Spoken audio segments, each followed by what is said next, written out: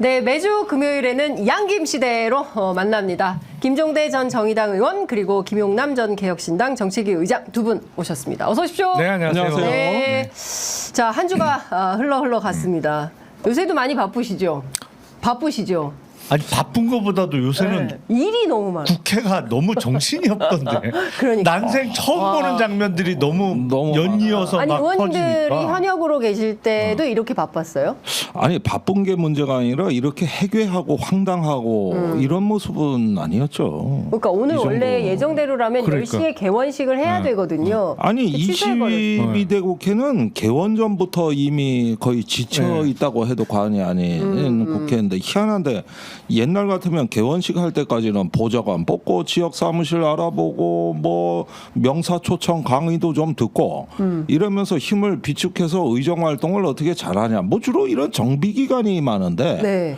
이번 국회는 우당탕탕 그냥 뭐 보면은 개원식까지 무산될 지금 상황이거든요. 그러니까요, 이게 무산될- 아니 그러니까 어제 처음 보는 것 같은데. 국민의힘이 개원식에 불참하겠다고 네. 발표를 하고 대통령도 오지 말아달라라고 건의한다. 뭐 사실상 안 온다는 얘기죠. 그냥 맞아요. 국힘 핑계를 대고 나 안 가겠다는 취지였는데 그래서 야 정말 막가네 그렇게 생각했는데 그러니까 그 다음에 들은 생각이 야 저럴 바에야 개원식이 무슨 의미가 있나라는 생각이 그렇죠.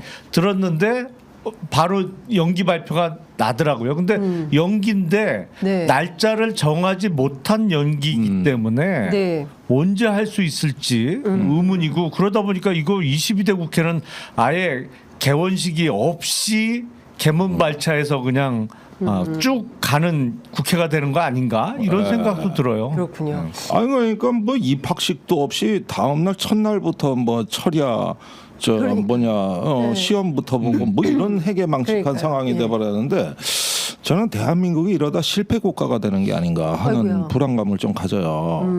이게 지금 저기 대통령 어제 자유총연맹 연설도 보라면은 이게 국가의 통합성을 유지할 수 있는 어떤 근간이 되는 이념과 가치. 네. 더군다나 이게 절제, 포용, 관용을 통해 가지고 대한민국 호를 이끌어가는 어떤 정치 세력이 우리나라에 지금 존재하지 않아요. 그러니까요. 그냥 싸우라는 그리고 거잖아요. 일단은 여야 입장에서는 퇴로가 없어요. 그러니까 어느 정도 절충의 여지가 있고 버퍼존이 있고 이러는 가운데서 이제 협상이 들어가고 뭐 이래야 되는데 지금은 물러서면 죽는다는 사고로 여야가 대치가 돼 있어요. 그러면 뭐 예를 들어서 뭐 검사 탄핵이다 뭐 또 개원식 보이콧이다 사실은 정말 나쁜 선례들이지 사실은. 네. 그런데 그렇게 안 하면 죽는다는 뭔가가 위기와 공포가 있는 퇴로가 거. 없는 상황에서 쭉 가야 되는 상황으로 정치판이 짜여져 버린 거예요. 이거는. 네.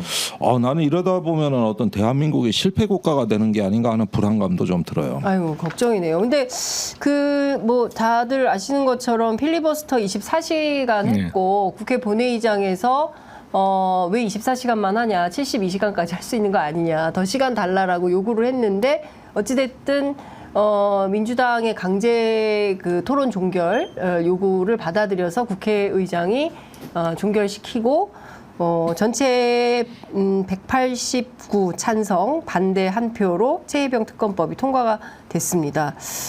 안철수 의원은 찬성했고요. 김재섭 의원은 반대표 행사했는데 이 결과 어떻게 보십니까? 김용남 의원님부터 뭐 들을까요? 우선 어느 정도는 예상이 됐던 거고 본회의는 통과될 줄 알았고 사실은 최상병 특검법이 상정되는 그 시점에 국힘은 의원총회를 하겠다고 그러면서 퇴장한 상태에서 맞아요. 예. 뭐 했어요. 그러니까 사실상 그 표결에 참석 안 할 명분으로 의총을 삼아서 그렇게 진행이 됐던 것 같아요. 근데 그 와중에 안철수 의원과 김재섭 의원은 다시 본회의장으로 돌아와서 표결에는 참여를 했는데 방금 말씀하신 대로 김재섭 의원은 반대표를 눌렀단 말이죠. 네. 제가 아쉽게 생각하는 게 이런 거예요. 그러니까 지금 더불어민주당하고 야권이 의석수가 많긴 하죠. 범야권으로 따지면 192석이니까 네. 압도적으로 많은 건 사실인데 이게 대통령 거부권 행사가 뻔히 예상되는 상황에서 정말로 이 특검법이 시행되려면 국회 3분의 2의 찬성이 나와야 되잖아요. 그러니까 3분의 2에 도달하기까지 조금 몇 상 모자라는 것을 마저 채우기 위해서는 조금 더 분위기를 성숙시켜 가면서 시간이 며칠 더 걸리더라도 법사위에서 법안 소위도 거치고 이렇게 조금 더 뭐랄까요, 국힘에서 원래는 찬성 입장이었던 김재섭 의원 같은 사람들을 끝까지 찬성으로 끌고 갈 수 있는, 같이 데리고 갈 수 있는 이런 작업이 좀 있었어야 되는 거 아닌가, 그런 아쉬움이 있어요. 예, 그 부분이 바로 앞으로 재의결 과정에서 고려해야 될 사항이라고 봅니다. 예. 그러니까 김영남 의원님 말씀대로 필리버스터 72시간 허용해도 괜찮아요. 네. 그런데 사실은 이건 겉으로 드러난 어떤 기싸움이고, 실제로 이 특검을 7월에 처리하면은 집권 세력이 유리하거든요. 전당대회 전에 108석을 뭐 2석 정도 이탈한다 치더라도, 그러니까 원래 7월에 특검법을 처리하겠다는 민주당 계획이 유효하질 않아요. 오히려 8월로 전당대회 이후로 연기하는 게 네. 민주당에 유리합니다. 민주당 전당대회를 더 활성화시키는 아니 차원에서 국민의힘 전당대회가 이 특검법을 갖고 자중질환을 겪을 가능성이 높고, 또 전당대회 과정에서 그 앙금이라든가 분열 이러면서 어떤 그 흔들리게 되면은 이 108석을 과연 지켜낼 수 있느냐 하는데, 통제력이 이완돼 있는 8월에 좀 물렁물렁할 때 재의결을 하는 것도 나쁘지 않고, 실제로 박성준 원내부대표는 그렇게 하겠다는 입장이에요. 네네 열려있다. 예, 그렇다면은 애시당초 7월 통과는 무산된 겁니다. 이거 재의결 7월 거부권에도 7월에 다 하겠다는 거는 무산된 거기 때문에 네. 시간 여유를 갖고 해도 된다는 거죠. 그런데 반면에 국민의힘이나 용산 입장에서는 이번에 거부권 행사도 좀 빨리 해서 7월에 통과시키자는 전략으로 선회할 가능성도 있어요. 여야 입장이 정반대로 바뀌는 거예요. 네. 계산서가 이제 시간 계산서가 바뀌었어요. 정반대로 바뀌는 거거든요. 그래서 워낙 이게 가변적이기 때문에 지금은 여론전이 더 중요하다. 여론전. 국회 일정표는 계속 그 상황에 따라 바뀔 수 있는 거기 때문에 여론전이 중요한 건데, 그럴 만한 호재가 민주당에 있습니다. 뭡니까? 다음 주면은 이제 아시게 되는데, 네. 단독 나온다. 단독. 얘기해, 어제 중요한 일이 있었는데 아직 언론에 이게 안 나갔어요. 그러니까 지금 말씀하세요. 여기 언론에 대해서.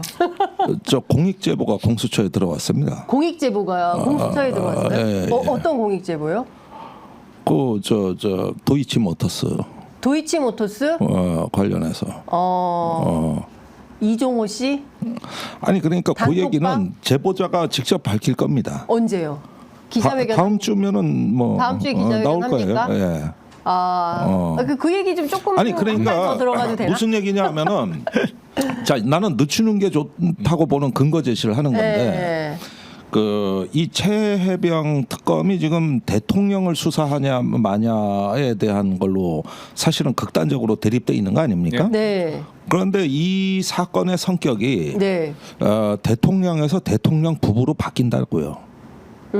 그러니까 김건희 게이트라고 해도 손색이 없어요. 김건희 게이트? 라고 손색이 없을 정황들이 나와요. 나왔어요? 나와요. 나와요? 앞으로 나올 공익제보에서? 거예요. 아니 똑바로 나온다고. 아니, 자꾸 지금 막 긴장이 아니, 그러니까 나온다는 게 그러니까 그동안 우리가 머릿속에는 어느 정도 완성된 그림이었지만 결정적인 증거가 조금 부족해서 단언하지 못했던 그 부분이 이제 채워질 거라는 말씀을 하시는 거잖아요. 그런데 1인치가 나오는 거예요, 숨겨진. 다다음 주 되면 이 사건 명칭도 바뀔 가능성이 있어요. 다다음 주에는 김건희 그러니까 게이트. 언론 보도할 때 그게 네. 뭐 대통령 개입설, 경로설 네. 뭐 이런 VIP 게 경로설 많이 있다면은 했었죠. 이제 부부 경로 내지는 뭐 부부 경로?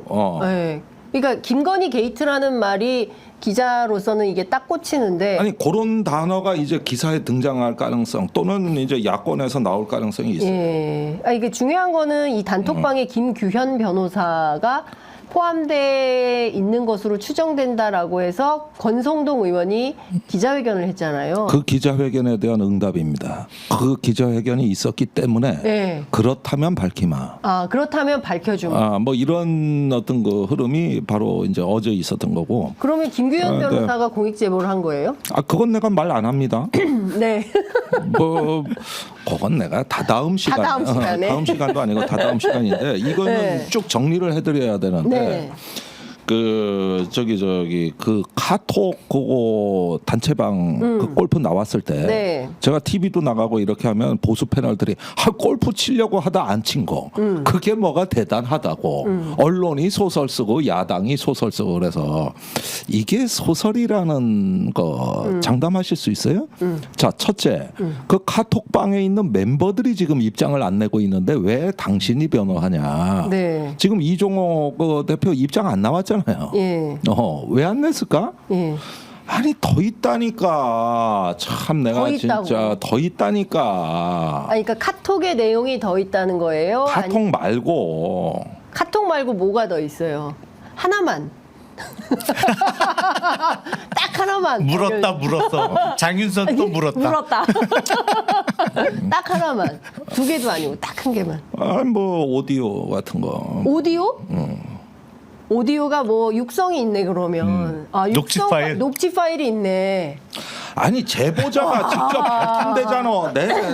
내가한테 그러면 김건희 아니, 게이트라고 그러니까. 했으니까 김건희 육성 파일이 나오네. 그런 거잖아요 지금. 아니 그건 아니고. 그건 아니고? 그건 아니고. 거기까지는 아니에요? 그러니까 이야기는 이렇게 네. 퍼즐이 한 조각씩 들어오는 거지 처음부터 그림이 이렇습니다. 이러면은 뭐 너무 쉽게 이거 나도 이거 다 작년 9월에 다 제보 받은 건데 네. 그거에 맞는 어떤 그 제보자들의 준비나 네. 결심이 필요해 가지고 시간이 걸린 거지 뭐 내가 의리 없이 먼저 까는 사람 아니에요. 내가. 그러니까. 자, 그러면 공수처에서 수사 들어가나요? 조사 들어가나요? 그럼 모르죠. 제보를 분석하겠죠. 네. 네. 그래서 이런 부분들은 지금 언론이 다 대기 상태예요. 지금 제보자가 풀면은 바로 쓸 준비가 돼 있는데 그건 탐사팀이 붙은 데가 제일 먼저 쓸 거고. 네. 그래서 저번 JTBC 보도도 그런 경위로 나온 거예요. 그래서 준비는 돼 있다. 네. 그래서 요 부분에 대한 게 그 늦추면 늦출수록 정권에 불리합니다. 제가 확실히 말씀드리는 게 이게 지금 속사정을 보면 8월 넘어가 봐라. 점점 방어가 어려워진다니까. 네. 아니 저도 사실은 이제 앞서 말씀드린 게 무슨 필리버스터를 더 하게 놔뒀어야 된다는 의미가 아니고 이제 22대 문 열고 나서 지금 이 최상병 특검법이 사실은 법사위에서 그냥 바로 올라간 거잖아요. 네. 그거를 법안 소위도 열어서 조금 심의하는 모습도 보여주고 그리고 아무리 봐도 이거는 사실은 지금 용산의 입장은 아마 이게 이송되면 바로 거부권 행사할 확률이 높아져요. 왜냐하면 이게 15일 이내에 다시 국회로 보낼 수 있잖아요. 근데 공교롭게 그 15일이 딱 최상병 사망 일주기 정도에 걸려요. 맞아요. 7월 19일 정도에 그 전후로 해서 걸리는 상황이기 때문에 그게 부담스러워서도 바로 보내고 아마 바로 재의결을 해주면 제일 고마울 거예요. 용산 입장에서 일주기 전에 이게 네. 결론이 나버리면 그래서 타임 스케줄을 이게 본회의 통과 시점을 오히려 최상병 사망 일주기쯤으로 했어야 되는 거 아닌가. 보다 좀 빌드업을 하고 그리고 일리 있는 말씀이에요. 그리고 어차피 대통령은 이래나 저러나 거부권 행사할 게 뻔히 예상됐기 때문에 국힘에서 8명 이상의 이탈표를 만들어내기 위해서는 그 사람들이 찬성표를 던질 그게 공개적으로 첫 본회의 통과할 때는 못 던지더라도 이 거부권 행사 이후에 재의결이 이루어질 때 조용히 투표소 안에서라도 찍을 수 있게 스스로 좀 여건을. 그렇죠. 어떤 그 양심에 기댈 수 있는 여건을 만들어줘야 되는데 너무 빨리 민주당에서 훅 가버리니까 이 사람들이 오히려 수세적으로 변하는 거예요. 맞습니다. 아니 그 말씀 옳으신 굉장히 일리 있는 말씀이고. 지적이시네요. 그래서 가끔 그 개혁신당에서 내는 중재안도 저는 굉장히 신선해요. 그 그 특검 추천에 관해서도 네, 신선하고 네. 천하람 의원 같은 경우 의외로 처음부터 좀 존재감이 있어요. 네. 그래서 자꾸 그런 말씀을 원래 제3당이 해주셔야 되는 거거든요. 그런데 지금 조국혁신당도 그래서 추천권을 포기하겠다든지 네, 맞아요. 뭔가 다 그런 뜻에서 나오는 맥락에서? 얘기들이 지금 하나둘씩 보이고 있다는 거죠. 네, 네. 그러면 시간은 어차피 7월은 틀렸어요. 제가 보기에 바람직하지도 않고요. 그러면은 말씀하신 대로 우리 김영남 의원님 말씀대로 조금 더 폭넓게 열고 여론을 더 저기 키워서 가는 방법도 나름대로 네. 바람직하다.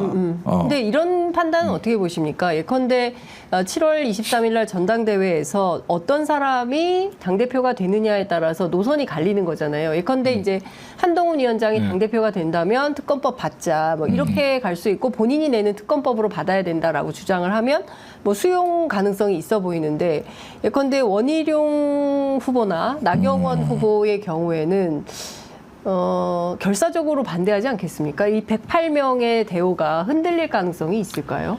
글쎄. 근데 지금 어쨌든 지지율로 봐서는 한동훈 후보가 1위이고 그리고 원희룡 후보가 당대표가 된다고 하면 지금 노선하고 별다른 차이가 없겠죠. 네. 근데 나경원 후보가 당대표가 되면 지금하고도 약간은 좀 틀릴 거예요. 또 다를 거예요. 약간 그 좀 다르거든. 기본적으로 그렇죠. 지금 전당대회 양상도 그렇고 좀 다르단 말이에요. 그러니까 이거를 108명이 똘똘 뭉쳐 결사적으로 막아내야 된다라고 과연 앞장을 쓸까? 말은 그렇게 하겠지. 네. 뭐 공식적으로는 그렇지만 그렇게 적극적이지 않을 가능성도 있거든요. 네. 근데 한번 해봤기 때문에 사실상 김기현 후보를 대표로 만들듯이 실제로 용산의 힘이 또 움직이기 시작했다라는 소문이 또 돌고 있잖아요. 그건 가만히 안 계신다 그분들이. 예. 예상됐던 거고 지금 이게 네. 작년 3월 8일 전당대회와는 완전히 다른 초식으로 들어오잖아요. 그러니까요. 지금 문자 익십 이거 얘기해야 돼요. 예. 우리가 그거에 대해서 천하람 원내대표가 뭐라고 얘기했냐면 이거 문자 공개를 한 것은 김건희 여사의 것이다 이 얘기를 했어요. 그래서 사실상 전당대회에 개입하고 있는 거 아니냐라는 의혹까지 제기를 한 건데 핵심은 지난 총선에서 김건희 여사가 문자를 보냈다는 거잖아요. 한동훈 위원장한테 문자를 보내서 명품백 문제로 이렇게 난리니 내가 적당한 타이밍에 사과를 하는 장을 좀 만들어다오 했는데 읽고 무시해버렸다. 이 얘기가 이제 어제 그 CBS 라디오를 통해서 터져 나온 겁니다. 근데 그에 대해서 한동훈 위원장 오늘 아침에 반격하기를 아니 나는 대통령실에 공적 라인을 통해서 계속 사과하라고 요구를 했다. 김건희 여사 문자는 사적으로 받은 거다. 그 사적인 거에 대해서 내가 어떻게 답변을 하냐. 나는 공적 라인을 통해서 얘기한 건데 여기까지 온 거예요. 야, 매몰찬 답변인데. 네, 거기다가 내가 이제 오늘 천하람 원내대표는 그거 공개한 거 실제로 김건희 여사 가능성이 있다. 이제 이렇게 보는 거죠. 실제로 친윤 의원들이 작업 들어간 거 아니냐 이런 얘기도 합니다. 아니 일단 재밌네. 네. 두 사람이 주고 받은 문자잖아요. 그렇죠. 근데 한동훈 후보가 그거를 흘렸을 리는 만무한 거고. 그러네. 그러면 다른 한쪽밖에 없으니까 그건 논리적으로 당연한 김건희 여사밖에 그거죠. 근데 단톡방이 아니니까. 네. 근데 그러면 왜 흘렸을까? 그건 이 상황에서 네. 전당대회가 이제 20일도 안 남은 상황에서 왜 흘렸을까? 그건 의도는 명백해 보이죠. 그러니까 작년 3월 8일에 있었던 전당대회는 대통령이 힘이 셀 때니까 맞아요. 그리고 집권 초기라 어쨌든 적어도 국민의힘 당원들 사이에서는 대통령 밀어주자는 분위기가 있을 때니까 그냥 힘으로 밀어붙여갖고 지지율 맨 밑에 있던 분을 당대표로 만들었습니다만 지금은 상황이 바뀌어서 그럴 수 있는 힘이 없잖아요. 근데 분명히 우리가 예상했듯이 이거 가만히 있을 분들은 아니다. 네. 라고 하니까 전혀 새로운 초식이 등장한 건데 이제는 거의 농계 작전 비슷해요. 근데 어제 그 공개된 문자는 네. 공개한 분도 스스로 밝혔지만 좀 편집을 했다라고 네. 했는데 제가 그 문자 내용을 딱 보고 처음 드는 순간이 이렇게 폴라이트하게 문자를 보냈을까? 리는 없어요? 그럴 리가 없거든. 아 그런 분이 아니에요? 아니 왜냐하면 네. 우리가 영부인의 육성을 여러 차례 들었잖아요. 들었죠. 뭐 기자하고 네. 통화한 예. 거 또 동생. 그리고 또 최재형 목사하고 주고받은 카톡이라든지 만나서 대화하는 나누는 거. 대화 뭐 여러 차례 있는데 맞습니다. 이건 다듬어도 너무 다듬었다. 기자가 다듬었다? 이렇게 보세요. 뭐 누군간 다듬었겠죠. 누군가는 그러니까 다듬었다. 그리고 아니 그 별 인연도 없는 사람들하고도 그렇게 예. 정말 뭐랄까 좋게 표현하면 격이 없이 그렇게 예, 편하게 대화를 하는데 하시는데. 한동훈 후보와는 훨씬 더 오래된 인연이잖아요. 그리고 뭐 수백 개 카톡을 그렇죠. 받을 주고받을 정도로 정도로. 친분이 있는데 그렇게 정중하게 이렇게 한 거는 조금 많이 마사지가 된 내용이고 그리고 이걸 이 시점에 왜 공개했을까는 뻔히 보이는 거잖아요. 그러니까 새로운 각도에서 공격이 들어오기 시작했다. 이 작전이다. 그거죠. 예. 사실 제가 지난주에 대통령 이거 얘기하면 안 되겠다. 하여간 얘기 못할 게 너무 많아. 그러니까 하여간 얘기 들었는데 지금 한동훈 위원장에 대해서 원희룡 후보하고 나경원 후보가 일제히 공격에 나섰습니다. 1심은 인간적인 예의가 아니다. 인간적으로 영부인 여사 문자를 받았으면 대응을 해야지. 읽고 답변 안 하는 거는 이거는 인간적으로 이러면 안 된다. 이렇게 공격 아니 나는 들어왔어요. 한동훈 위원장 해명이 이해가 안 가요. 이거는 김건희 여사가 당사자인 문제예요. 그 명품백 문제는. 그러면 대통령실에 공적으로 얘기한다 그랬는데 이 공적인 상대가 김건희 여사란 말입니다. 네. 그래서 이럴 때 응답을 안 했다는 건 이해가 안 가는 게 선거 이기는 데 관심이 있었는가도 의문스러워요. 이 정도면은. 이렇게 입식 뭐 했다 그러는데 아니 저기 독촉을 해서라도 끌어다가 지금 사과를 끌고 와야 될 입장에 있는 게 비대위원장의 근데 저도 입장이지. 그게 그 점이 이해가 안 가는 게 공개적으로는 공식 라인을 통해서는 사과를 요구했다는 거잖아요. 그런데 김건희 여사가 보낸 문자는 읽고 답변을 안 하고 무시를 한 거죠. 아니 공적 라인이 물러 터지고 민기적거리면 안 되겠어. 내가 김건희 여사한테 직접 사과 요구해야 되겠어. 원래 급하면 정치 지도자는 자기가 그래야 되는 거지. 왔는데도 그거를 무시했다? 이거 선거 이기는데 관심이 있는 양반입니까 이 양반이? 한동훈 이게 위원장이 자기가 급해서라도 요구를 했었어야지 그래. 나오라고 해서 근데 그 얘기를 합니다. 신장식 의원 뭐라고 얘기했냐면 당시의 정세로는 그 김건희 여사가 등장하는 순간 표 떨어진다라는 비판이 많았기 때문에 그때 실제 저도 국민의힘 의원들한테 그 얘기를 들었거든요. 김건희 여사가 등장하면 지지율 10% 빠진다. 그러니까 절대 비행기는 타면 안 된다. 이제 이런 얘기가 있었어요. 그때 순방 간다 뭐 이런 얘기가 있어가지고. 근데 그런 차원의 판단 아니었겠냐. 아예 김건희 여사를 선거 국면에서 지워버리는 게 선거 전략상 유리하다라고 판단해서 그래서 그런 거 지난 아니냐. 7개월간 잠적한 거 아닙니까? 독일 순방 이후에 잠적한 이유가 총선 때 지날 때까지는 꼭 처박혀 있자 이거였잖아요. 네. 그래서 이래 됐지만은 사실 선거라는 게 이게 플랜 B라는 게 있고 당연히 있어야지. 그러면은 총선 2월 달에 이제 거의 국민의힘이 이기는 분위기였는데 네. 그러면은 그 분위기로 간다면 문제가 없죠. 안 나오고.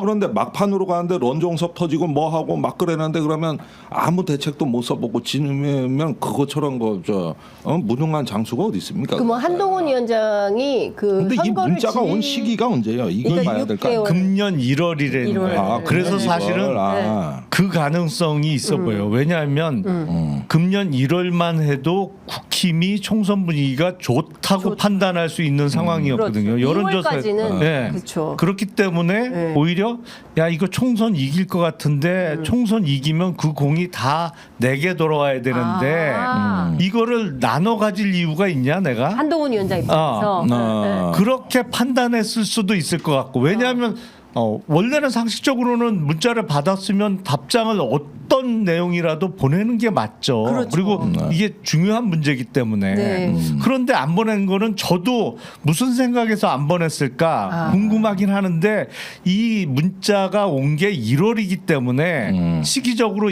내가 비대위원장으로 연말에 막 와서 이렇게 분위기 좋은데 이거 그냥 내가 끌고 가서 내가 다 총선에 공을 1등 공신으로 해야 되는데 뭐 영부인 사과 뭐 이런 거로 내 포션이 작아지는 것을 내가 굳이 할 필요 있나? 이야. 라는 판단이 했을 수도 있을 것 같고 네. 뭐 여러 가지 가능성은 있어요. 아직은 다 추측인데 네. 근데 정말 어제 공개된 내용대로 그렇게 문자가 정중하게 왔다면 저는 그 가능성도 있을 것 같아요. 아니 이럴 사람이 아닌데 왜 이렇게 정중하게 문자를 보냈지? 이거 이상한데? 이거 혹시 함정 아니야? 이런 생각도 하지 않았을까? 왜냐하면 평소와 너무 다르니까.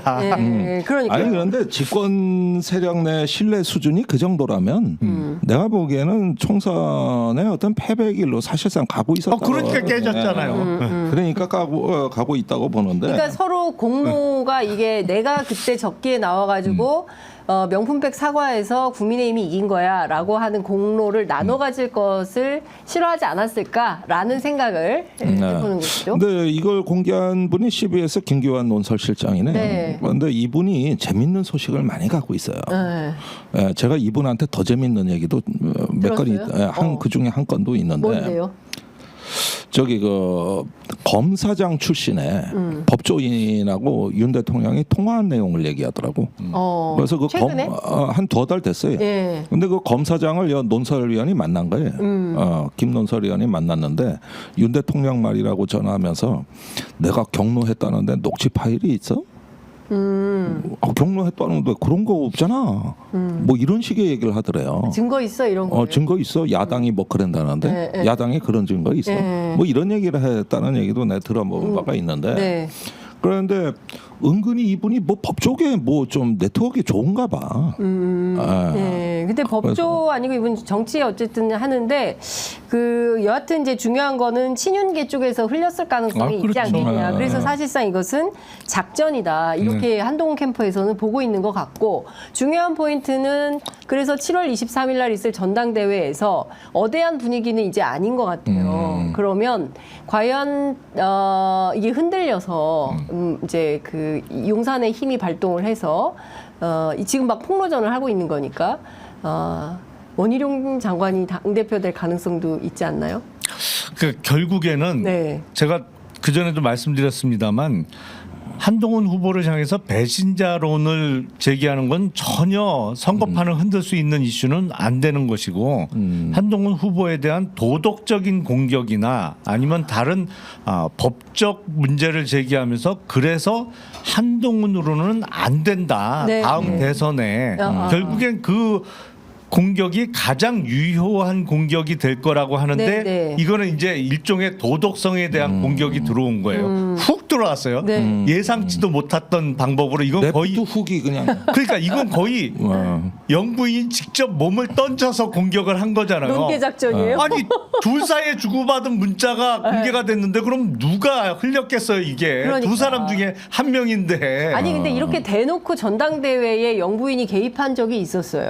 아니 그렇게 대놓고 대통령이 직접 개입한 것도 작년이 처음이었고 그러네요. 우리는 이제 네. 처음 보는 걸 그러니까. 여러 번 경험하게 네. 되는 거죠. 이번에는 완전히 다른 각도에서 새로운 모습을 보게 되는 그러니까 실제로 건데 김건희 여사 정치하고 있는 거잖아요. 그런 거 아닙니까? 결국엔 뭐 전당대회 결과를 뒤집을 만한 행위를 하는 거니까 그러니까. 고도의 정치 행위라고 볼 수 예. 있겠죠. 이거는. 근데 지금 보면 일종의 뭐 싸가지 논쟁이 붙는 건데 그 이준석 대표한테도 늘 붙었던 거잖아요. 그러니까 한동훈은 인간적으로 예의가 없어라는 딱지를 붙여가지고 도덕적 결함이 있으므로 저런 사람은 나중에 대통령 돼서도 안 돼, 당 대표도 안 돼 이런 프레임을 그렇죠. 씌우려고 하는 거잖아요. 예. 근데 보수는 좀 그런 게 먹히죠.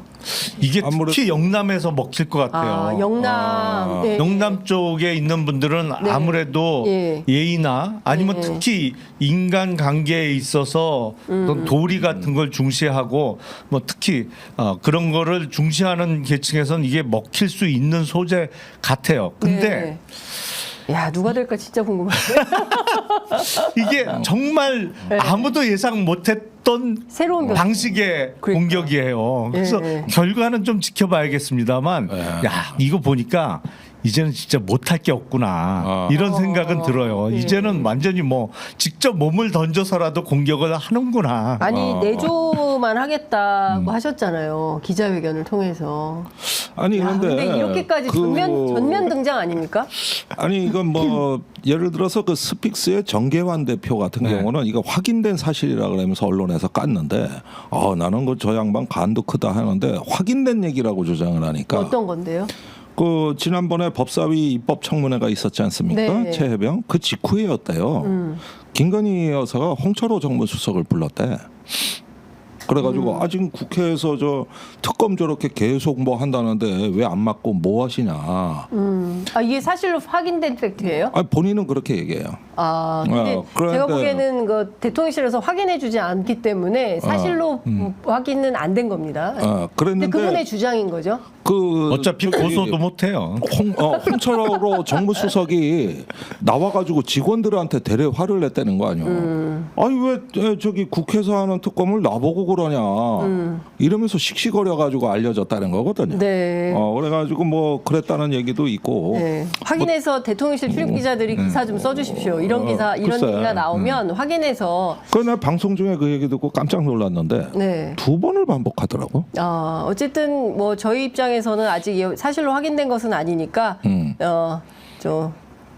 민원 기자들 많은 대통령실 출입 기자들이 확인해서 기사를 민환 좀 기자가 장윤선 기자가 민환 아이고, 기자지 뭘 또 많아요. 뭐 기자들 많아요. 그런 걸 또 워너브도. 그렇게. 네, 열심히는 합니다. 네. 예. 여하튼 뭐 그런 주장까지 나오는 걸 보면 오늘 충격적이네요. 앞서 김종대 의원님께서는 이 최상병 특검법이 이제는 김건희 게이트로 이제 신문 일면 머릿 기사의 제목이 이제 바뀔 거다라는 말씀을 좀 주셨고. 그러니까 뭐 김영남 이런 식으로 의원님께서는 지금 이 사건의 본질은 김건희 게이트하고 물음표 딱 찍는 물음표. 이런 정도 기사는 가능하다는 물음표 딱 단정적인 기사는 아니지만 그 정도는 가능하다. 왜냐하면 예. 녹취 파일 내용이에요. 예, 녹취 파일 내용이 있다는 거잖아요.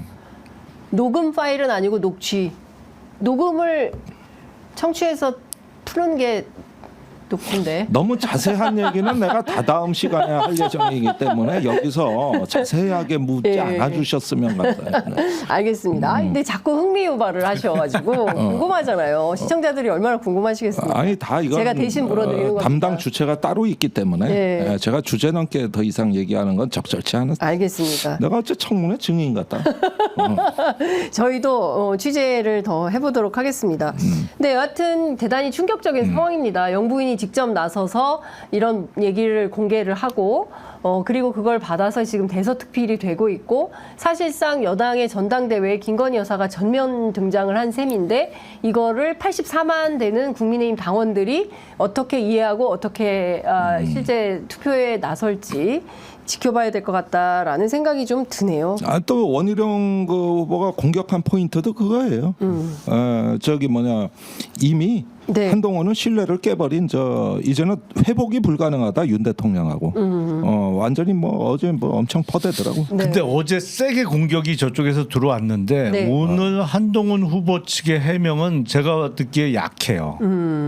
그 정도로 이거 해명이 안 될 것 같아요. 네. 그러니까 공적 라인한테 얘기했지 뭐 사적 좀 그거는 궁색하죠. 네. 궁색해요. 네. 이유가 예. 그렇게 해갖고 이거 디펜스 안 될 것 같은데요. 글쎄 말입니다. 넘어갈 수도 조금. 있겠습니까? 이게 완전히 분위기가. 여기서 끝날까요 공격이? 그러니까. 아닐 것 같은데요. 예. 어제가 시작이었던 것 같은데요. 시작이다. 다음 주에 본격적으로 시작된다. 저하고 문법이 비슷하시네.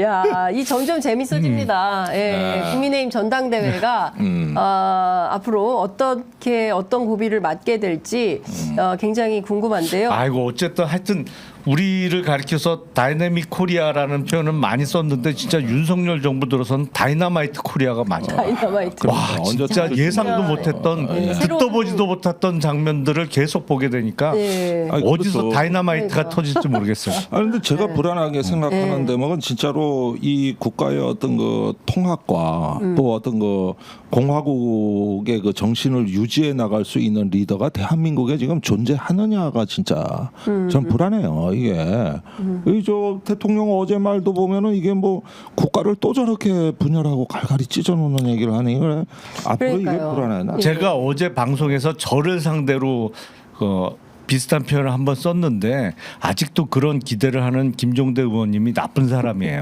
그래요? 예, 제가 나쁜 아이고, 놈이야 막 이런 얘기 하셨는데 이거 참 진짜 내가 예. 가슴 아프네. 근데 실제로 어제 이제 대통령 자유총연맹 70주년 기념식에 참석해서 자유를 지키려면 앞으로 거짓 선동과 싸워야 된다라고 이제 또 그 얘기를 했거든요. 반국가 단체, 민주당을 반국가 단체로 지목하면서 싸워야 된다라고 얘기를 했는데 마찬가지로 다시 그런 얘기를 하기 시작했고 그 증표로 이진숙 방통위원장을 지명을 했습니다. 뭐 이분에 대해서는 뭐 더 설명드릴 않아도 다 잘 아시는 것 같은데 이 어떤 함의가 숨어 있다고 봐야 되고 대통령이 지금 국민을 상대로 어떤 말씀을 하고 싶기에 이런 발언들을 하시는 걸까요? 아니 그런데 뭐 너무 노골적이라서 함의를 따질 필요가 없죠. 다 드러나 있는데 뭐 그런데 네. 그거 말할 필요가 없네. 제가 말씀드리고 싶은 거는 이명박 대통령 때 MBC 사태가 그 상처가 10년이 지나도 아물질 않습니다. 너무 희생이 컸어요. 거기 또 왜 돌아가신 분도 있잖아요. 그렇죠. 네. 그 직장 다 근무 잘하던 분들이었거든요. 그때 MBC 그 기자나 제작진하고 제가 뭐 이렇게 식사나 저녁 자리 가지던 기억이 자주 나는데 정말 술자리에서 많이 울었어요. 그런 걸 실제로 보고 내가 얼마나 당황을 했는지. 그랬는데 너무 처참했거든요. 네. 근데 앞으로 다가올 어떤 뭐 평지풍파에 나는 그런 희생이 없었으면 좋겠고 이 상처가 뭐뭐 아물지를 않는다. 그만큼 이게 오래가는 사건입니다. 근데 지금 또 MBC 이제 그 시작이 됐단 말이에요. 그렇죠. 나는 최욱하고 욱하는 밤 이제 막 런칭했는데 이제 2번 방송했었는데 네. 3번 못 하게 되는 거 아니에요, 이제? 3번까지는 하겠지. 하겠네. 이제 이번 주니까. 이번 주까지는 하고 그러는데 또 주차장에서 집에 가세요. 통보받는 거 아니야? 아니 3번 했다니까. 그러니까요. 그런데 또 그런 일 벌어진다 이래 생각하면 앞이 캄캄하죠. 이제 저 안에 저 손볼 사람이 한둘입니까? 그 새로운 사장 오면은 그러니까요. 이거 진짜 피바람 붑니다. 피바람. 잘 아시는 것처럼 이제 이용마 선배가 지금 그러면 그분 얘기한 거예요. 예, 이명박 정부의 언론 정책과 싸우다가 실제로 돌아가시고 근데 이제 2012년도 대선 끝나고 나서 여의도에 그때는 MBC가 여의도에 있었잖아요. 그 여의도에 술이 바닥이 날 정도로 다 그렇게 울고 통곡하면서 선거 결과에 대해서 아니 참담했다는 그때가 가장 건데. 참혹한 게 모든 방송사가 파업 상태였습니다. 그렇죠. MBC, KBS 아예 SBS만 빼고 YTN이 전부 파업 사태였고 너무 그 희생이 심해가지고 지금 그 트라우마 때문에 KBS 저번 사장 바뀔 때 저항을 많이 안 한 거예요. 또 후배들한테 그 큰 부담을 줄까봐 선배들이 사표 내고 나온 거거든요. 그런데 지금 MBC 차례입니다 이번에. 그래서 내가 이거 참 가슴이 아프다는 걸 금할 수가 없고 또 이렇게 되는데 민주당에 원죄가 있어요. 그 문재인 정부 때 그 방송법이나 뭐나 그때 했어야 됐습니다. 그때 다 하고 손을 봐서 우리도 이제 BBC나 NHK처럼 독립 언론을 잘 만들어 놓을 수 있었던 건 민주당의 몫이었거든요. 근데 지금 와가지고 또 이제 이걸 법안을 내기는 했습니다만은 그거 들어줄 리가 없고 또 거부권 행사할 거고 한쪽에선 곡소리 나고 네. 이게 나라가 진짜 이 꼴이 뭡니까 이게. 그러니까요. 또 얼마나 많은 사람들이 희생되라고. 어떻게 생각하세요? 아니 그러니까 우리가 어떻게 될지를 최근에 봤잖아요. 네. 그러니까 KBS 사례를 보면 MBC가 어떻게 되겠구나 이거를 알 수 있는 거잖아요. 저도 이제 KBS에서 더 라이브 그러니까요. 하다가 그냥 갑자기 그냥 없어졌어요. 그 네, 프로그램 자체가 진짜 인기 많았던 프로였어요. 아니 하루 아침에 정말 없어졌어요. 그냥 예. 하루 아침에. 예. 그러면서 이제 변화를 하는 거를 봤고 그래서 결국에 MBC도 그렇게 되는 거 아닌가라는 생각을 지울 수 없는 상황에서 그 작업들이 진행 중인 거잖아요. 네. 지금. 그러니까 그 어제 자유총연맹에 가셔서 윤석열 대통령이 거짓 선동과 뭐 싸워야 된다 네네. 그러는데 일단 거짓말을 누가 하고 있느냐. 예. 그러니까. 아니 뭐 양쪽이 다 한다고 하더라도 누가 많이 하고 있느냐를 따져보면 아니 그런 표현을 사실은 쓸 수 없는 거죠.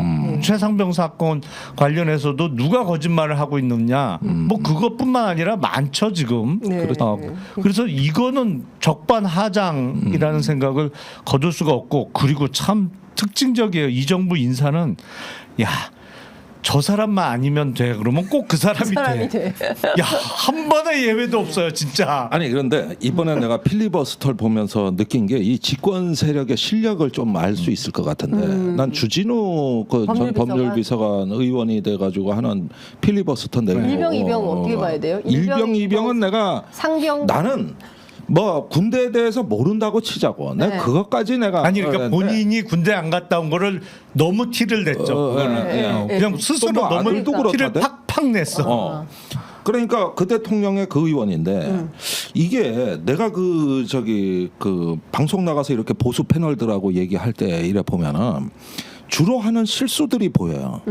주로 하는 그 반복되는 실수. 대표적으로 한미일 동맹 같은 겁니다. 네. 이 한일 관계가 동맹이라고 말하는 보수 패널이 꽤 많아요. 아니 이진수 국민의힘도, 후보도 그렇게 말했어요. 같이 자유주의 동맹이다. 근데 동맹이라 그러면 이건 무시무시한 거거든요. 의무를 지는 거니까. 네. 이게 이제 그 굉장히 정치인들이 신중해야 될 표현입니다. 근데 이것도 그렇지만 최해병에 대해 가지고 그 법리 논리 얘기하는 거 보면 저는 법조인이 아닌 내 눈으로 봐도 허점이 너무 커 보이는데 이거는 수사권도 없는 박정훈이 혐의자 많이 만들어 가지고 이렇게 해 가지고 이러면은 만약에 민주당 대장동 수사를 이틀 만에 뭐 10명을 그렇게 이건해서 처리하면은 열어보면 좋겠냐 이러는데 내가 툭툭 읽고 있다가 저 엘리트 법조인이 맞나? 싶은 생각이 드는 게 저건 자기 논리가 아니라 대통령의 논리예요. 그러니까 그때 군사법 체계를 모르고 한 얘기라고. 네.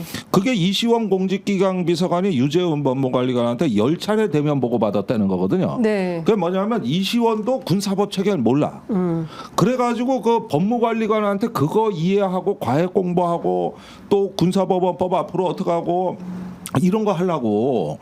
그걸 저기 뭐냐 그 많은 이해가 안 돼서 소통을 한 건데 그 과정에서 만들어진 초기 논리가 수사권도 없는 군사 경찰이 뭐 혐의잖아 하고 이건이나 시키고 이런 얘기를 한 게 지금 오늘날 이념이 돼 버렸다고. 근데 이거는 사실관계도 안 맞고 법과 규칙에 다 나와 있는 얘기거든요. 그러니까요. 예. 그래서 이게 한번 이렇게 고정관념이 형성이 되면 집단 사고로 되는데 5분이면 깨부술 수 있습니다. 5분이면 깨부술 수가 있어요. 네. 그런데 또 저런다. 벌써 이게 이렇게 형성이 되고 나니까 실력이고 뭐고 간에 나는 이 법률에는 천재가 없다고 봐. 다들 자기 분야나 잘하는 거지. 네. 여기서 뭐 법기술로 내가 뭘 패권을 갖고 또 세계를 국가를 통치한다는 거는 난 애시당초 불가능한 논리라고 보거든요. 아니, 그리고 주진우 의원 그 발언 중에 잠깐 언급하셨습니다만 제일 이해가 안 되는 게 최상병 사망 사건을 빗대어서 하면서 장비가 부셔진 거로 이유를. 예를 드는데 깜짝 놀랐어요. 저거는 도대체 무슨 생각에서 저런 발언을 할까? 저게 아니 논리적으로도 먹힐 리가 없는 거고 비유 자체가 대단히 부적절하잖아요. 네. 그래서 아니 무슨 생각에서 나온 거야 도대체. 네. 아니 준비를 하고 나와야 되는 거고 그렇죠. 준비 없이 시작했다고 하더라도 저런 발상이 통상의 경우엔 가능하지가 않은데 발언 전에 군사법원법하고 규칙만 이렇게 열람해 봐도 돼요. 그렇습니다. 근데 장비에 빗댄 건 저 준비해서 나온 말인데 교정이 안 된다는 거 아니에요, 이게. 네. 그러니까 저는 이런 생각이 들더라고요. 그러니까 새벽에는 그냥 막 뭐 해야 되지 주섬주섬 찾아요. 그러니까 막 조국 대표 논문 읽어요. 그러니까 그럴까요? 그리고 또 막 주섬주섬 해가지고 조국 대표 서울법대 시절에 쓴 그 특검과 관련해서 미국의 사례 뭐 등등 그걸 또 막 읽고 있어요. 그리고 나서 나중에는 없으니까 이재명 대표와 관련된 사건을 또 막 읽는 거예요. 판결문을. 그러니까 이제 이 최혜병 특검과 관련된 필리버스터잖아요. 그러면 논리적인 개연성이 있어야 되잖아요. 사람들이 도대체 이 사람들 무슨 주장을 하나 궁금해서 들어가서 보고 저 사람들 주장에 일리가 있네. 타당하다. 민주당이 너무 일방적으로 저런 주장을 하는 거 아니야? 라고 판단할 수 있도록 그 판단의 근거를 국민들께 드리는 자리이지 않습니까? 그 반대 토론이라는 게. 근데 이 사람들 얘기를 들어보면 아우 저 소리를 지금 왜 하고 있는 거야 이런 생각이 들게 만든다는 거죠. 그 실력을 아니 그러니까 자체적인 논리도 좀 부족하고 준비도 부족해 보이고 근데 필리버스터라는 게 꼭 그 사람만 얘기하지는 않아도 돼요. 네. 근데 그렇게 부적절한 비유를 하거나 누가 들어도 말도 안 되는 얘기를 할 바엔 차라리 전화번호를 읽는 게 나아요. 그런 사례가 있었어. 그냥 그 숫자로 그냥 맞아. 800에 7070 뭐 이렇게 전화번호 숫자를 읽는 게 네. 차라리 낫겠더라고요 보니까. 그러니까요. 아 정말 아니 그런데 좀 실망이었어요. 이 필리버스터는 주로 초선들이 팬심을 불러일으키는 경연장이에요. 대부분 민주당이 옛날 필리버스터 할 때 맞아요. 막 시민들이 방청권 끊고 들어왔어요. 야 우리 구경 가자 뭐 하자 하면서 그때 그게 뭐냐면 팬심을 불러일으키는 일종의 이 데뷔 무대고 명함 주는 것 같은 거거든요. 그렇다면은 잘해야 되는 거예요. 사실은 이게 별거 아닌 것 같아요. 그런데 지지자들을 향해서. 그 말 하는 사람의 입 떡 벌리고 자는 의원의 나 이러다 보면 나 요즘 무슨 초현실적 상황을 자꾸 보는 것 같아가지고 아니 근데 시작한 지 이게- 20분 만에 그 대정부 질문 준비하시느라고 너무 피곤했던 거 아니에요? 아니 그런데 신장식 의원 얘기를 들어보니까 네. 그 자는 게 찍혔어. 어. 그러니까 아이고 큰일 났네. 이래가지고 신장식 의원이 새벽 2시에 필리버스터를 들어갔는데 그때 김민전 의원이 네. 딱 저기 부동자세로 새벽까지 이러고 듣고 있더래.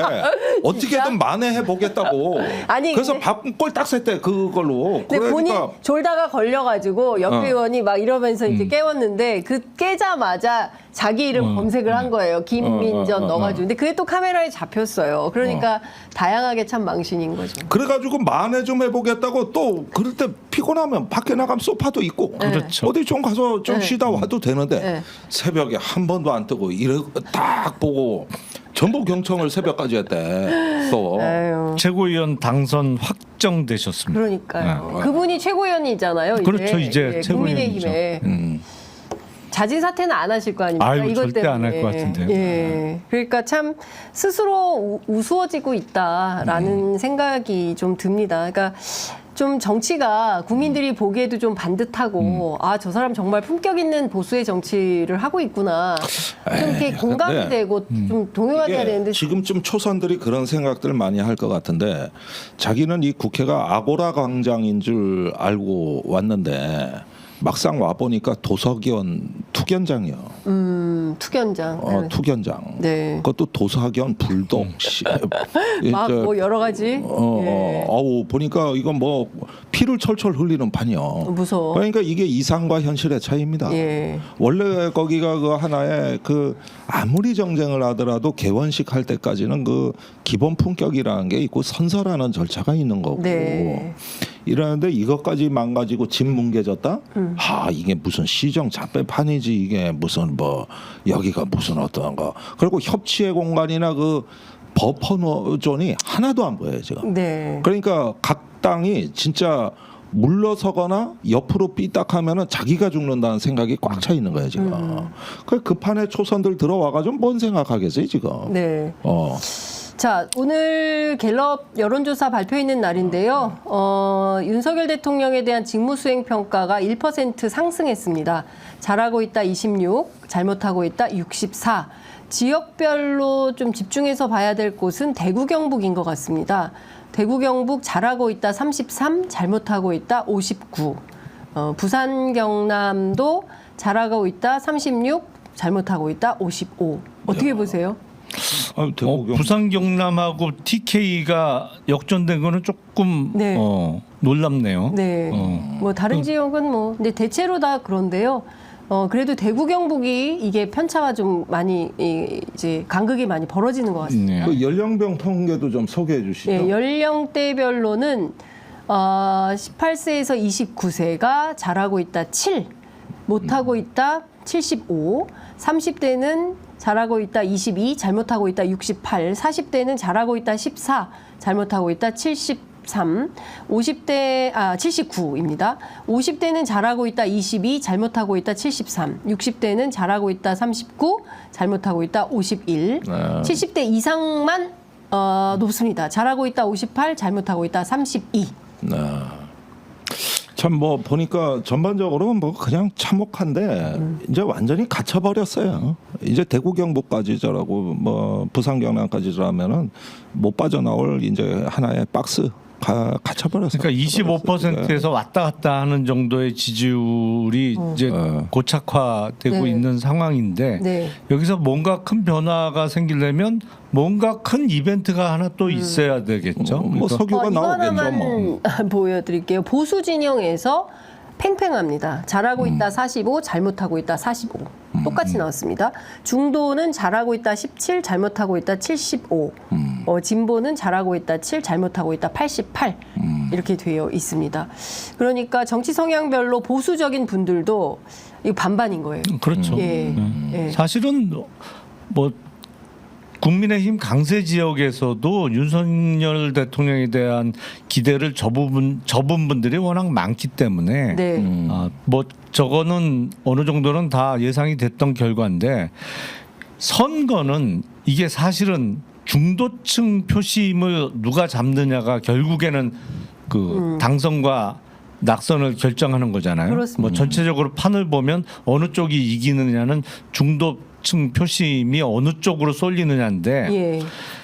한 말씀만 더 드리면 윤석열 대통령이 인기가 없는 게 틀림없는 사실이고 따라서 국힘도 지금 죽을 쓰고 있는 것도 틀림없는 사실인데 그렇다고 다음에 있을 큰 선거에 민주당이 무조건 이긴다 이건 아닌 것 같아요. 그러니까 근데 마치 그런 것처럼 지금 하고 있어서 제가 보기엔 저거는 좀 속도 조절도 필요하고 방법론을 좀 달리 가져갈 필요가 있다.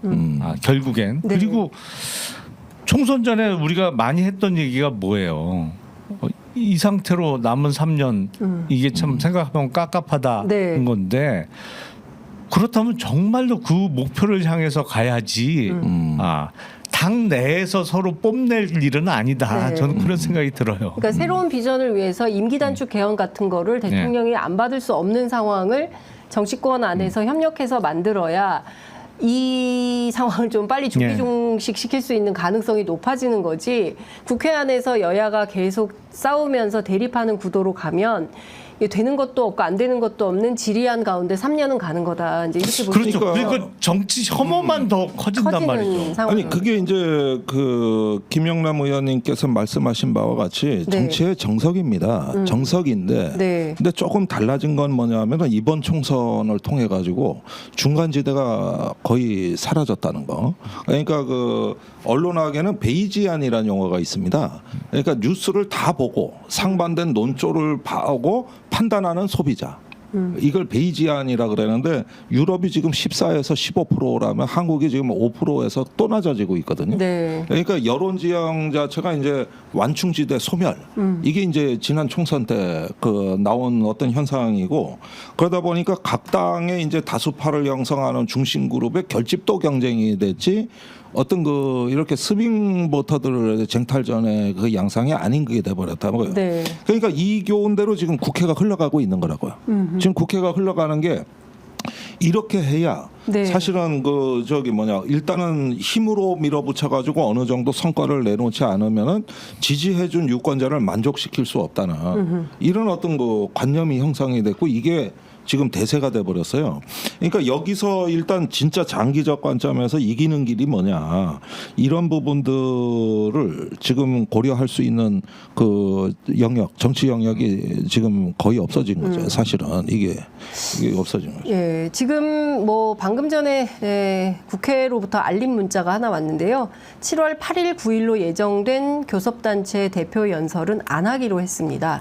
점점 점입 가격이네 진짜. 안 하기로 그럼 이건 무슨 국회야? 뭐야 도대체. 안 하기로 했습니다. 오늘 여야 수석 간 합의했습니다. 오늘 오전 합의했습니다. 이런 알림 문자가 들어와 있는데요. 교섭단체 대표 연설을 해야 되는 거 아닌가요? 아니 교섭단체 대표 연설도 하고 비교섭단체 네. 대표 연설도 해야 되는 거 아닙니까? 아니 이렇게 되면 점점 국회 기능이 마비되는 상황 아니에요? 네. 아니 제가 계속 지금까지 걱정했던 얘기예요. 지금까지 걱정했던 얘기예요. 네. 이제 정치는 우리의 문제를 해결하기 어렵다는 인식이 높아지고 있습니다. 미국 그러니까 같이 되는 거예요. 사실은 미국 같이. 그런 상황이 되면 누군간 분명히 득을 봅니다. 왜냐하면 맞습니다. 잘 못해도 그러니까 정치에 대해서 점점 환멸을 느끼는 사람들이 많아지고 기대를 아예 안 해버리기 시작하면 누군가는 편안하게 득을 보는 사람이 생겨요 분명히. 근데 그렇죠. 그 양상으로 가고 있는 것 같아서 지금 아니 그게 그러니까 걱정이에요. 한 가지 얘가 이럴 때 이익 보는 사람이 예컨대 미국의 경우에는 총기업자들이에요. 전 국민의 60%와 70%가 총기 규제를 하자 그래요. 하원에서는 법안까지 통과가 돼요. 근데 상원의 필리버스터에 다 막혀요. 절대 해결 안 됩니다. 이게 30년째 이래요. 그럴 때 이제 이 문제에 관한 한은 미국 국민들이 정치는 이 문제를 해결 못 한다는 걸 알아버린 거예요. 같은 이치로 그게 낙태죄라든가 다른 현안, 심지어 헌법 개정까지 똑같아요. 그러니까 이제는 미국 국민들이 정치가 양극화되는 걸 그냥 용인하고 방치해 버린다고. 해결이 안 된다는 걸 아니까. 그런데 지금 여기서 우리가 보기에는 특검 저지를 위해서는 정권에 모든 걸 걸겠다고 판돈을 올렸어요 지금 정부가. 그래서 스스로 물러나거나 협상할 여지를 막고 틀어 막아가고 있단 말이에요. 그런데 이제 민주당에서는 물러설 수가 없는 거고 또 검사들이 뭐 저기 범죄로부터 국민의 안전을 지켜준다고는 그랬는데 그럼 검사로부터는 우리를 누가 지켜줄 거냐. 그러다 보니까 이제 좋지 않은 선례지만은 검사 탄핵안이 나온 거란 말이에요. 네. 그러니까 이게 너무나 안 좋은 선례고 정치적으로는 안 좋다는 건 알지만 네. 일단은 기본적인 안전을 보장받겠다는 논리로 나오는 겁니다. 이게 전부 다. 그래서 제가 보기에는 이럴 때 조금 정치 복원을 위한 뭐 좀 어떤 그 방법이 없을까 이런 걸 한번 고민을 해보게 되는 거죠. 근데 일단 대통령부터 좀 이거를 풀어주셔야 되는데. 아니 근데 이게 국회가 이렇게 기능이 마비되고 정말 막장으로 가면 제가 보기엔 국회가 제 역할을 못하면 가장 덕을 볼 수 있는 분일 것 같은데. 예, 대통령이 가장 큰 덕을 보는 건데. 그렇잖아요. 아니 입법부의 가장 큰 기능 중에 하나가 행정부에 대한 견제인데 그게 안 되면 국회가 이렇게 그냥 난장판이 돼버리면 가장 덕을 볼 수 있는 거죠. 사실은 견제할 세력이 그 안에 기능이 망가져 갖고 제 역할을 못하면 그렇습니다. 아까 제가 그 말씀드린 건데 그 국회 재기능 회복을 위해서 뭐 대통령의 역할은 기대하면 안 되는 거고 그거는 이해가 걸려 있기 때문에 이거는 뭐랄까요 스스로 나서는 수밖에 없는데 네. 국회 내에 힘센 사람이 차라리 자기 몫을 좀 양보하고라도 재기능 회복에 나서서 결국엔 종국적인 승리를 위해서 큰 양보라도 해야 되는 상황 아닌가? 아니면 그걸 노리고 이렇게 점점 막장으로 가나요? 네. 다른 쪽에서? 그러니까요. 그 오늘 아침 조승래 민주당 의원이 KBS 라디오하고 인터뷰를 했는데요. 대통령 개원식 불참 어떻게 생각하느냐라고 물어봤더니 특검법 처리는 알리바이일 뿐이고 실제로는 이태원 참사 유족 등이 개원식에 초청 인사로 참석하게 된 것에 대한 대통령실의 거부감이 컸던 걸로 보인다. 관련된 논의가 지난 4일에 있었는데 이 자리에 껄끄러운 초청 인사 때문에 사실상 개원 아니 너무 유치해서 내가 아니 결정을 집권자가 국민을 두려워하는 나라가 나랍니까? 아니 이태원 그 저기 뭐냐 유족들 희생자 유족들이 어떻게 두려움의 대상입니까? 그래 껄끄러움의 대상이고 야이 큰 나라가 아니죠. 아니 과거에 박근혜 대통령도 세월호 참사 현장 가가지고 욕 먹으면서 그 우리가 비판했던 박근혜도 그건 했어요. 그리고 다 유족들 거기서 손 잡아주고 그런데 그마저도 안 한 대통령이에요. 그런데 이번에 이런 식으로 뭐 저기 뭐냐 그 유족들 분향소 한번 안 가고 딴 데 가서 분향하고 이게 도대체가 나라가 국민을 껄끄러워하고 불편해하는 지도자라면 이건 나라가 아닌 거지 이거는. 예. 그것 때문에 정말 불참하기로 했었다면 그건 정말 말도 안 되는 거죠. 아니 일부러라도 찾아가서 만날 상황인데 아니 그리고 그게 초청이라고 그 바로 앞에서 이렇게 맨투맨으로 만날 일도 없잖아요. 사실은 개원식에서 그렇게 했을 초청돼서 것 같아요. 네. 그래 불편해했을 것 같으니까 실제로 그 참사 때 그렇게 실제 행동을 했고 여태까지 그렇게 해 왔잖아요. 이게 한 번도 손잡아 준 적이 없잖아요.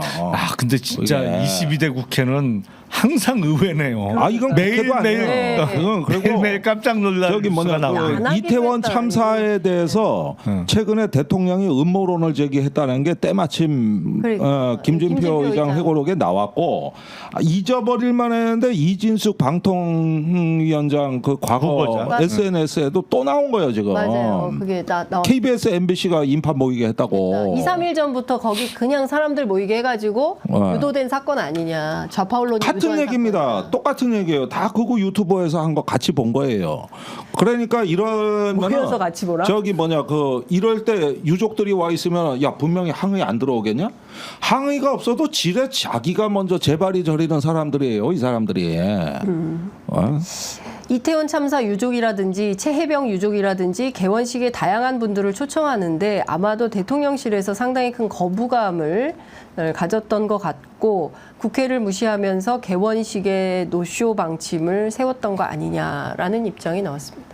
개원식 노쇼. 아, 저기 아무래도 어디 백감사 같은 데 가서 그냥 하시지 뭘 그렇게 또 저기 뭐냐 국가의 통치자라고 무슨 소통을 강조하겠다고 용산까지 가신 양반이 그래 국민을 두려워합니까?